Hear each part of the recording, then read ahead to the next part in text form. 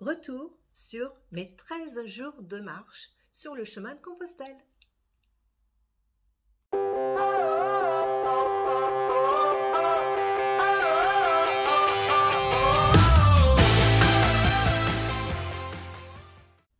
Alors pour commencer, je tenais vraiment à vous remercier, tous vos commentaires sous les vidéos. J'ai été vraiment surprise de vos retours. Je ne m'attendais pas à autant de retours en fait. Alors merci infiniment, ça fait chaud au cœur et je me rends compte que mes vidéos plaisent. Donc c'est super, on va continuer. Je voulais aussi prendre le temps de remercier toutes les personnes qui ont fait un don. Pour que ce projet puisse se réaliser. Il n'en est qu'à son début évidemment, puisque je n'ai fait que 13 jours sur le chemin de Compostelle. Je repartirai, ça c'est certain. Et je voulais aussi remercier d'avance toutes les personnes qui auront le cœur de faire ce don. Vous avez le lien de la cagnotte là sous la vidéo. Alors vous me retrouvez aujourd'hui non pas dans la nature, mais à mon cabinet de facilitatrice de bien-être et d'éveilleuse de conscience. Tada! Alors, c'est pas le sujet du jour, mais si vous voulez en savoir plus sur ce que je fais, eh bien, je vous indique le lien du site internet là, juste en dessous. Alors, je vais commencer déjà par vous expliquer pourquoi j'étais partie sur le chemin. Il y en a beaucoup qui disent que partir sur le chemin, c'est pour échapper ou fuir le quotidien. En tout cas, ça peut être pour tout un tas de choses. Mais moi, c'était surtout justement pour me rapprocher du tout et me sentir vivante au milieu du vivant, au milieu de cette nature. Alors, vous allez pouvoir baisser les yeux parce que j'ai mes petites fiches. Depuis 8 jours, je note les choses qui me viennent et qui sont importantes. Enfin, en tout cas, qui me semble importante de vous partager. Donc, moi, c'était vraiment, oui, pour me rapprocher de cette nature. Je me sens bien dans cette nature, quoi qu'il en soit. Je marche déjà tous les jours, en temps normal. Et pourquoi le chemin de Compostelle? Eh bien, parce que ça me trottait déjà dans la tête depuis de nombreuses années. Et puis, ça a été, voilà, je pense qu'on va sur le chemin de Compostelle quand on est prêt. Tout simplement, et j'étais prête, je me sentais prête. Alors, j'ai jamais autant ressenti le terme, ce n'est pas le but qui compte, mais le chemin, car ce chemin, il a vraiment réouvert mes sens, il a réouvert mon cœur. Dans la nature, moi, je retrouve vraiment la joie du bonheur simple, sans masque, sans phare, sans tout ça. Et ça fait énormément de bien. Dans la nature, on ne se sent pas jugé et on ne juge pas. D'ailleurs, il ne nous viendrait jamais à l'esprit de juger un arbre parce qu'il est trop grand, trop petit, trop vieux, trop ceci, trop cela, parce qu'il ne fait pas ceci, parce qu'il ne fait pas cela. Enfin, vous me comprenez en tout cas. On parle plutôt, quand on voit les arbres, on va plutôt parler de leur puissance, de leur force, de l'énergie qu'ils dégagent. Et je me disais, si nous pensions de la même façon à notre sujet, eh bien, je pense que ça nous permettrait de toucher à cette bienveillance, à cet amour de l'être en tant que personne, mais aussi en tant que verbe. Et on s'accueillerait en fait tel que nous sommes. Et parce qu'en fait,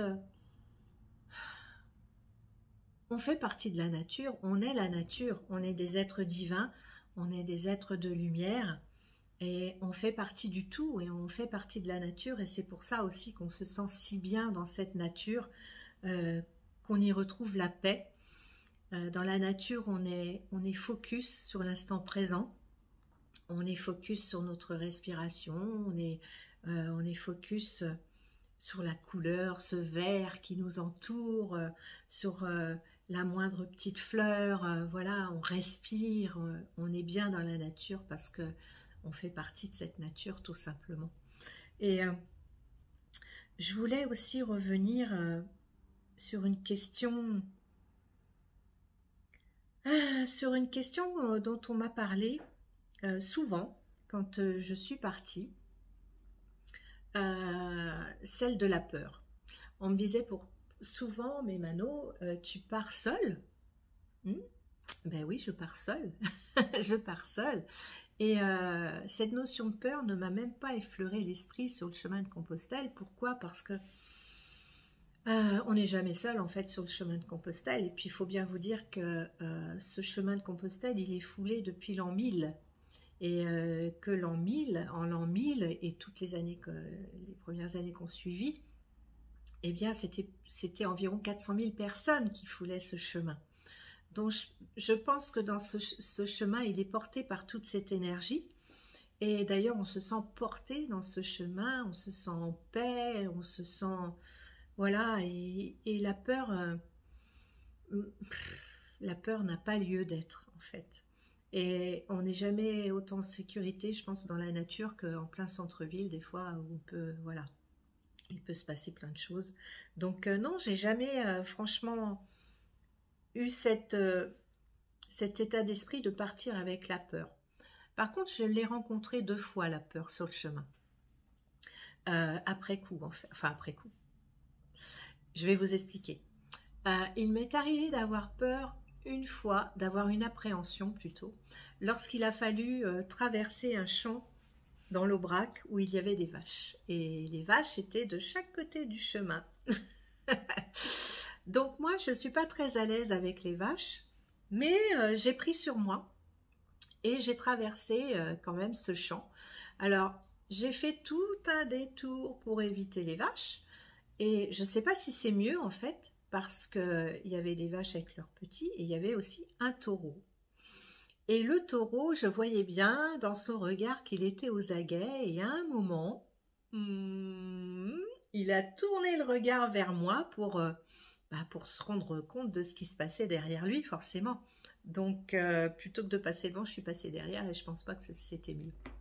Enfin, quoi qu'il en soit, j'ai dépassé ma peur et j'ai réussi à traverser ce champ très bien.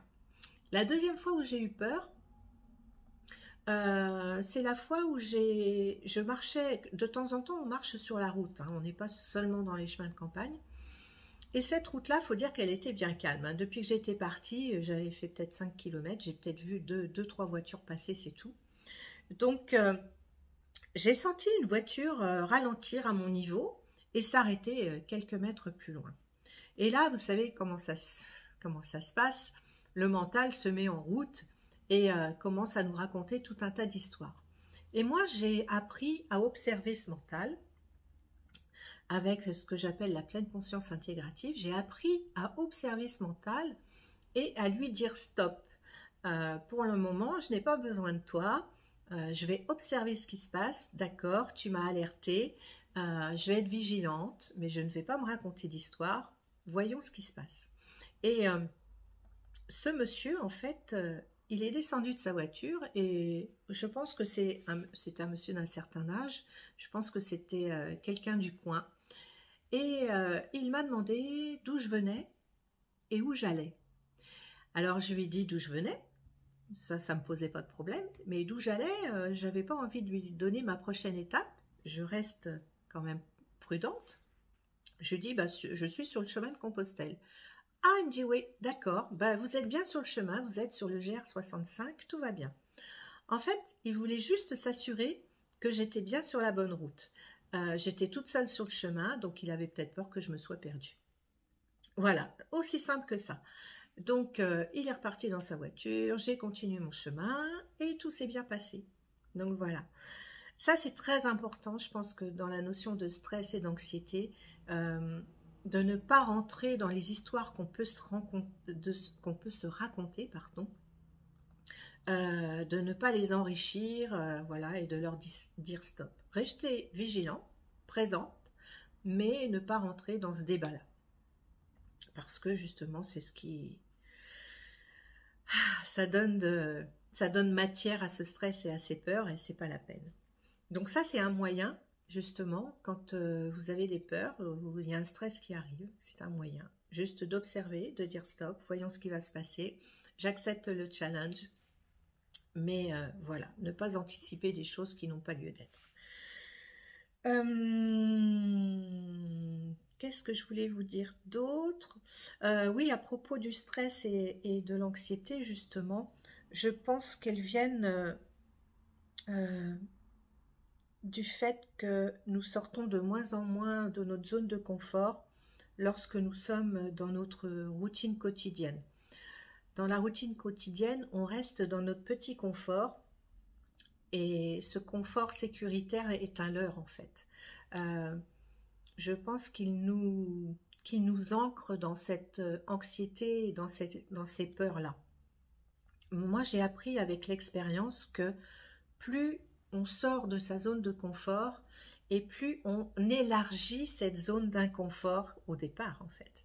Parce que plus on sort de sa zone de confort, plus on prend confiance en soi et plus on a confiance en la vie, plus on a confiance en la providence et moins il y a de choses qui nous dérangent en fait. Donc il ne faut pas hésiter à se lancer, à oser.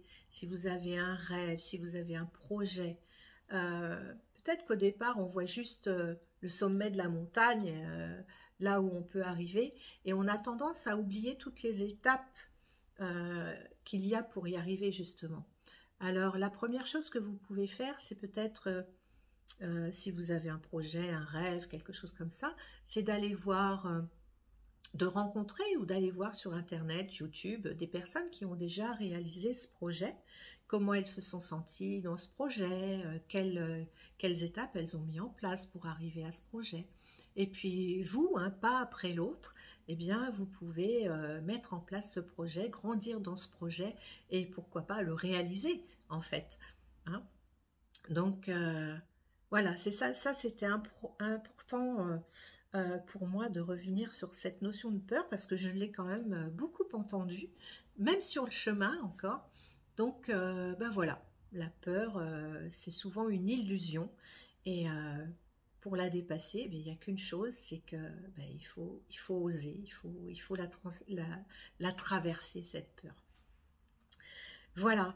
Et quoi d'autre? Eh bien, écoutez, sur ce chemin, j'ai rencontré, comme je vous le disais, des personnes formidables euh, avec qui j'ai eu des fous rires incroyables et des personnes vraiment sur ce chemin, les masques tombent, le phare tombe, il n'y a plus que soi dans sa nature pure et, euh, et c'est ce qui me réjouit vraiment sur ce chemin. Et Et d'ailleurs, il y a Paolo Coelho qui a dit, tiens, je l'ai noté cette phrase, euh, l'extraordinaire se trouve dans les gens ordinaires, dans les personnes ordinaires. Et, euh, et c'est vraiment ça. C'est vraiment ça, quand tous les masques tombent, on se rend compte que ben, finalement, on est tous pareils. On est tous pareils, on a tous souvent les mêmes réactions, les mêmes émotions, les mêmes peurs aussi, on en parlait juste avant, et on est tous des êtres humains. Moi, j'ai beaucoup voyagé à travers le monde pour mon travail, et puis dans le domaine du développement personnel, et je me rends compte que on fonctionne tous de la même façon, que ce soit en France, en Belgique, en Suisse, au Québec, aux États-Unis, on a toute cette façon de réagir par rapport à nos émotions euh, qui sont souvent reliées aux blessures de trahison, de rejet, d'abandon, d'humiliation ou d'injustice, dont Lise Bourbeau parle très très bien d'ailleurs. Et c'est à travers tout ce cheminement personnel que j'ai pu aussi me redécouvrir, travailler sur mon anxiété, parce que j'étais quelqu'un de très très anxieux quand j'étais plus jeune.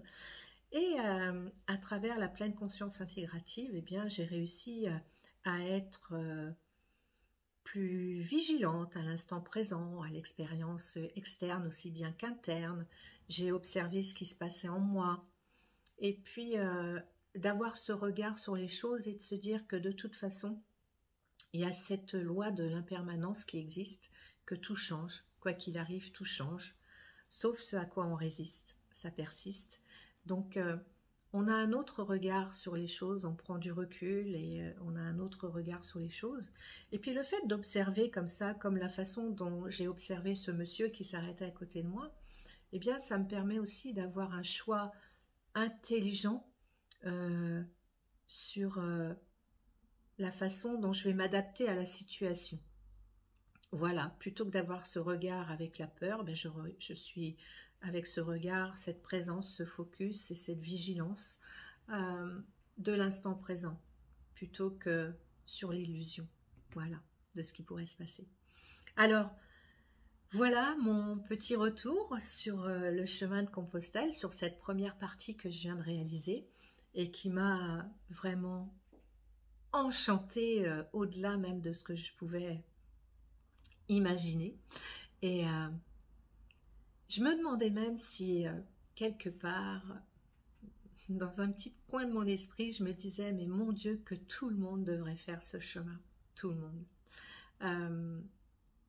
On voit la vie d'une façon tellement différente que ça fait un bien fou. J'allais dire que la vie devrait être ça, mais en fait, la vie, c'est polarité. C'est aussi ça, mais ce n'est pas que ça.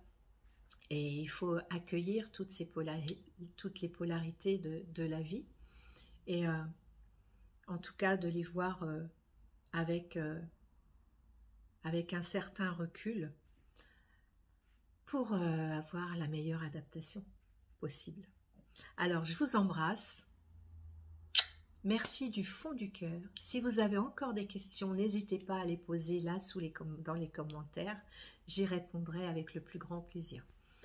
Je reviendrai aussi avec une autre vidéo sur tout le côté technique, on va dire, avec tout ce que j'avais emmené au départ et tout ce dont je me suis délestée et tout ce dont finalement on a simplement besoin. Je reviendrai pour une vidéo par rapport à ça, et puis parce que je sais qu'il y en a plein des vidéos, mais en tout cas je vous ferai part de mon expérience, vous prendrez ce que vous voudrez, et voilà, dans la simplicité de l'instant. Je vous embrasse, je vous aime, je vous souhaite le meilleur, et je vous dis à très vite. Bye bye.